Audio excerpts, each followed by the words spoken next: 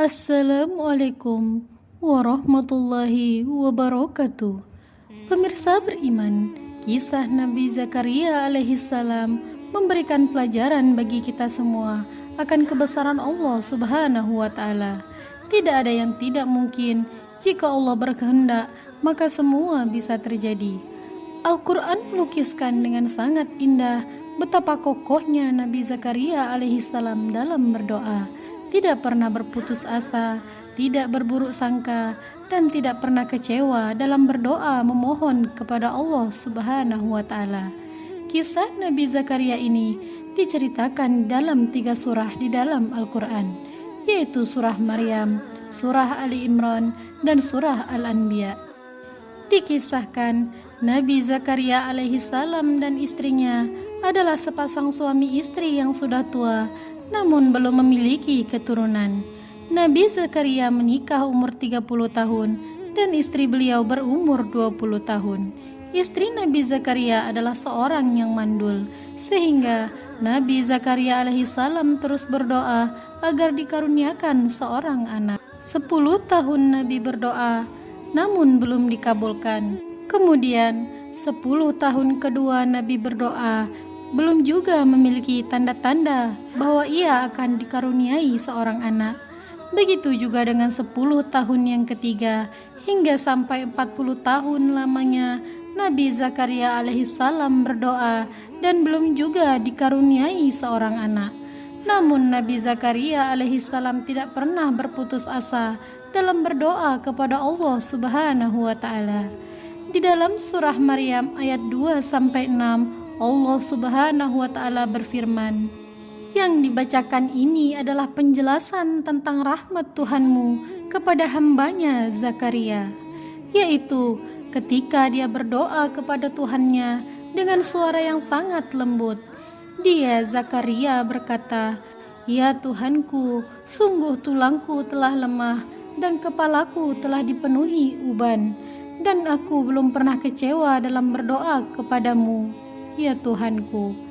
Dan sesungguhnya aku khawatir terhadap kerabatku sepeninggalku, padahal istriku seorang yang mandul.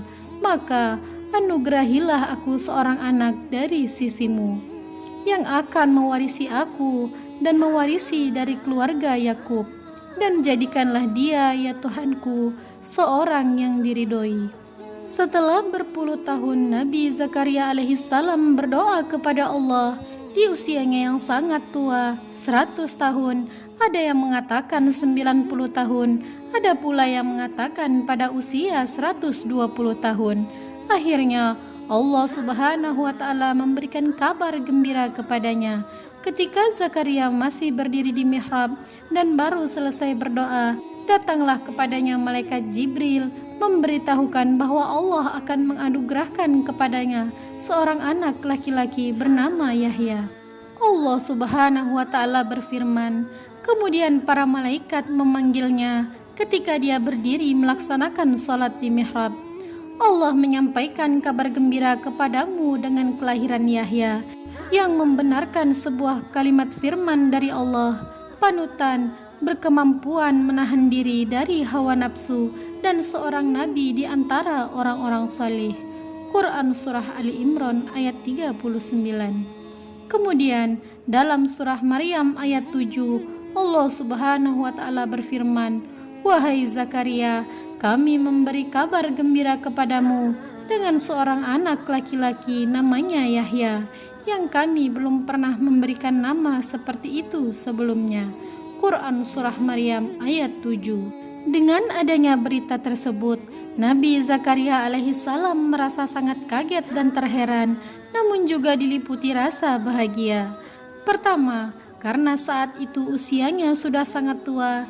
Kedua, karena istrinya adalah seorang yang mandul dan tak mungkin bisa memiliki anak.